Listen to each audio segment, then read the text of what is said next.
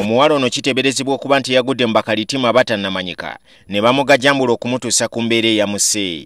Tusaba okulaba nga batwongera obukuumi obw'enjawulo era twebaza bonna basobola okubeera nga bakola. Abatuuze bagamba nti aliko ennyumba ya mutuuze munaabwe amanyikiddwa nga Nsubuga we yagenze ekiro ng'alaaja n'oluvannyuma lw'okugwa mu batemu.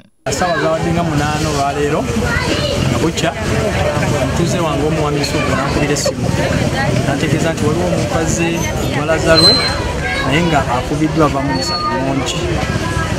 Namugamba asooke yeetegereza amubuuze n'agamba nti nze ntidde okugulawo. Namugamba ketogulawo naye gula eddirisa omubuuze yaani avaawo abadde ki. Kati ng'agezaako okwogera namugamba mbadde nva mu kyaki ne ngwa mu bantu bankuba naye nsaba kunnyamba mu nnyamba enfa. Bwe tutuuse ku maka ga Nsubuga ababaddewo bakakasizza nti baamulabyeko wabula baatidde okumuyamba era n'agenda gye yafiiridde. Asose n'ensiriikiriramu n'eddamu ng'akyali waawo.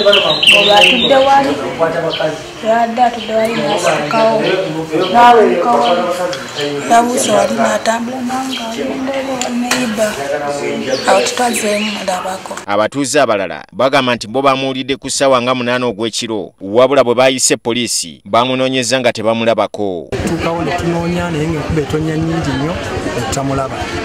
Nenziramu netegeeza OSI tetumulabye naye katulinde obudde obunaakeerera tulabe ekinaaba kigenze mu maaso.